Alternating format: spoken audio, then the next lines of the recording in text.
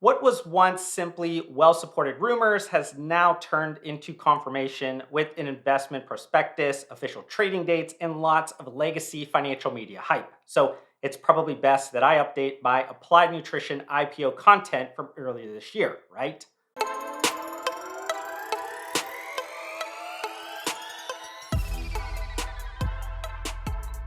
As the introduction so eloquently stated, one, the UK based sports nutrition brand Applied Nutrition will indeed become a public company through a London initial public offering. And two, I've already made a previous piece of content outlining this rumored future financial event. And I'm making that latter point clear mostly because I'd advise anyone that hasn't already seen it to first check out my earlier content.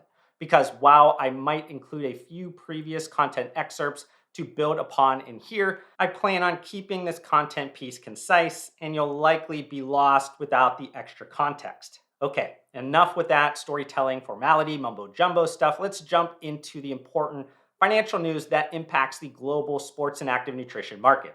About a week ago, Applied Nutrition officially turned those late 2024 IPO rumors into reality by filing the appropriate investment paperwork. But while the global IPO activity has certainly been stagnant over the last few years and investors are salivating for action, this Applied Nutrition IPO is arguably getting so much attention, at least from functional CPG industry professionals, because there just hasn't been that many sizable sports or active nutrition brands going public globally over the last 5 years. And I'll probably overlook a few smaller examples, but I'm thinking about Post Holdings spinning off Bellring Brands, the owner of Premier Protein and Dymatize, in October of 2019, the owner of MyProtein, THG, IPO'd on the London Stock Exchange in September of 2020, and Thorne Health Tech in September of 2021, that has already been taken private by the private equity giant L. Catterton. So if I was scoring these instances, one winner, one misunderstood, and one that was probably too early for public market scrutiny based on its ultimate aspirations. Yet, as I've previously stated, sports and active nutrition is the influential epicenter of all ingestible CPG categories. There's an ongoing competitive landscape changing of the guard happening within every multi-billion-dollar functional CPG platform. And it's just a matter of time before more sizable sports or active nutrition brands or brand portfolios will begin disrupting the global stock markets. Regardless, if you're running one of those sizable sports and active nutrition brands or brand portfolios, and you've been adapting strategically during this economic holding period, those are not even enough instances to properly build any conviction around modeling out going public as an overwhelmingly positive liquidity option. But again, that's why this Applied Nutrition IPO is being watched closely, as it could become an important catalyst that builds momentum for similar activity over the next 12 to 18 months. That being said, let's go through some of the important details regarding the Applied Nutrition IPO. And I should start by reiterating to my mostly US audience that the Applied Nutrition IPO will happen on the London Stock Exchange. That means depending on which investing platform you utilize, this investment might not be available when you look up the stock ticker. Next, the unconditional trading of the Applied Nutrition IPO is expected to start on October 29th of 2024. Furthermore, the minimum offering of approximately 100 million shares and up to around 137 million shares, representing between a 40% and 55% free float, is all coming from a secondary offering. So most of these shares are going to come from the founder and CEO, Tom Ryder, its COO, and the retailer JD Sports, with Tom Ryder still retaining at least 30% ownership of Applied Nutrition following the IPO. In terms of how that total share count and IPO share price relates to market capitalization, Applied Nutrition should range between $440 million and $520 million. And if you remember the market capitalization rumors from before, that number sounds much different than it did, right? And Applied Nutrition reportedly seeking to value the company at more than $1.5 billion. Just to be kind of blunt here, this valuation seems like it's more inflated than the Michelin Man. Firstly, Applied Nutrition is expected in terms of the high end of its estimates to have net sales for the period ending July 31st of 2024 of around $110 million, which would imply a growth rate of around 35% year over year. Furthermore, the expected pre-tax profits will be around $32 million in that same period.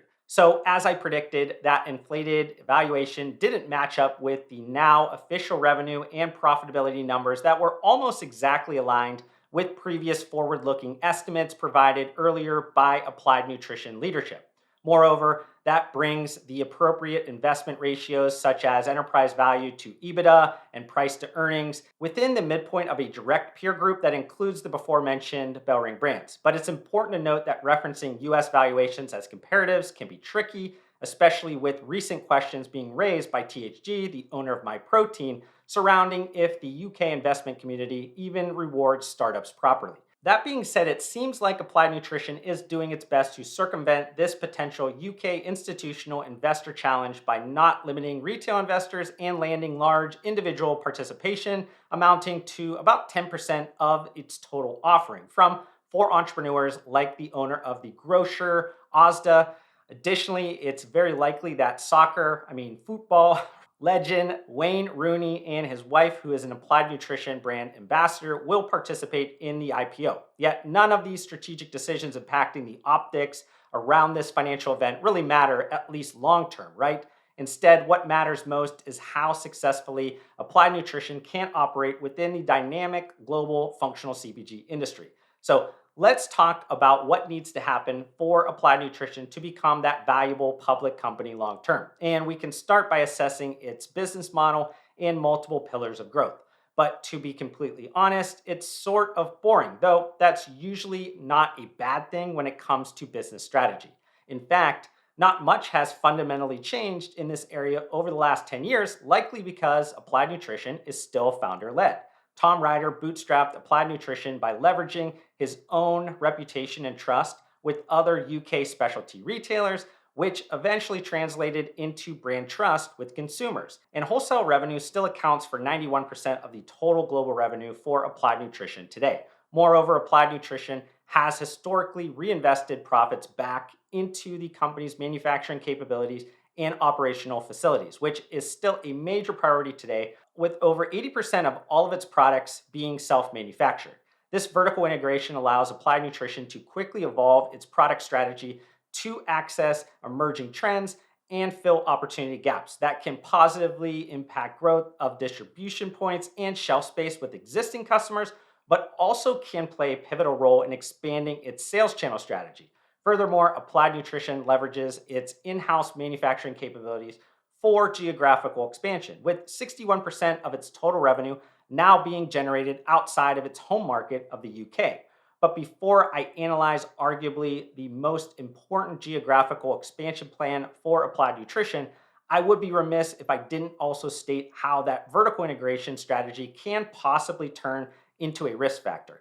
The most obvious situations come from these operational facilities being disrupted or damaged from, say, extreme weather or structural fires or just machinery breakdowns, though less obviously would come from the loss of key human capital or human error that leads to major product safety concerns. And then finally, something abnormal happening with global supply chain elements like what just occurred with the labor strikes in the East Coast US shipping ports that could have caused major out of stock problems for Applied Nutrition when it exports self manufactured products from the UK. Yet, these and many others are typical risk factors that should be accounted for with redundancy planning and various types of buffering strategies.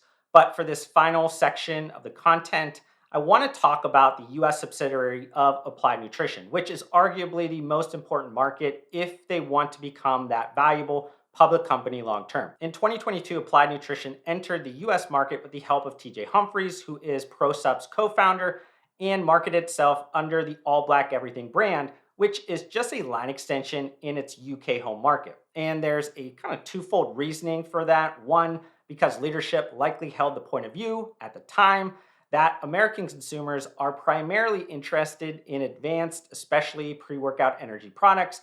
But secondly, and maybe more importantly, is that the company cannot sell under Applied Nutrition within the US market because Irwin Naturals owns that trademark. Yet, despite All Black Everything becoming, from what I know, the first sports nutrition brand headquartered outside of North America to land on all 4,600 or so Walmart locations across the country, about 9-ish months after entering the US market, big changes have happened recently within the US subsidiary of Applied Nutrition. The most visible is a leadership swap, but the US subsidiary of Applied Nutrition has also decided to broaden its product offerings to encompass more than the All Black Everything line extension. It will launch a new core fit lifestyle product range called AN Performance, sold exclusively through the Vitamin Shop, and I believe start selling additional products beyond the hydration RTDs of another line extension in the US market called Body Fuel. But beyond the product architecture stuff, it also triggers a whole slew of additional strategic considerations, something I mentioned in that previous Applied Nutrition IPO rumors content. This is a massive undertaking to simultaneously, one, make US consumers even care about a medium sized foreign portfolio company that can't even be leveraged, to lead brand building for the global entity while also introducing a new US brand, along with also growing awareness of two relatively unknown line extensions. And then three, sell a portfolio of products with a lot of diversity in terms of everything from subcategories to formats and positioning. Also, though, don't forget a core element of the Applied Nutrition business model is leveraging its vertical integration to nimbly adapt to changing consumer preferences. So while Applied Nutrition leadership can claim that competitive advantage still applies within the US market, reality is that if it does, it's very minimal at best. If there was somehow this magical business arbitrage by self manufacturing in the UK or Europe or really anywhere, the competitive landscape will be filled with sizable foreign made supplement brands with large share in the US market. But that is not the case because there's not a faster moving, quicker evolving, and more competitive marketplace than the United States for the sports and active nutrition niche of the supplement industry. Yes, this is where dreams can become reality, but also nightmares are waiting around every corner. So that would leave Applied Nutrition to either build or acquire production facilities in the United States, which I'd recommend against at least anytime soon because the commercial results don't warrant that type of foreign capex investment. And quite honestly, it would complicate the subsidiary's already large undertaking. Instead, Applied Nutrition will need to extract value from its current home market facilities and cozy up next to US contract manufacturers to manage third party risk factors and build in additional supply flexibility. And I'll just kind of end this by revising something that I stated in that last piece of content. While at times this could have sounded critical, I didn't intend anything I just said to discourage any stakeholder or make anyone believe I'm not rooting for the Applied Nutrition IPO to be successful. This is especially true when it comes to those team members that I do know well within the US subsidiary of Applied Nutrition, but also extends to the company's founder, Tom Ryder. I'm just being real as someone with deep domain expertise within the functional CPG space and not downplaying the complexity or difficulty of pulling everything off within the US market in a manner that generates the type of consistent return needed to win the hearts of not only internal leadership, but now, more importantly, external public market shareholders. But I hope you enjoyed the first principles thinking that went into my latest YouTube video. If you did, can you do me a favor by hitting that like button? That quick and free action helps YouTube know my content is worth spreading to more people. Also, we're getting really close to reaching my next subscriber goal, and it would be great if you join me on this journey. But to do that, we need to fix the fact that slightly more than 3/4 of you that are watching this video right now are not subscribed to my YouTube channel, and that hurts my feelings.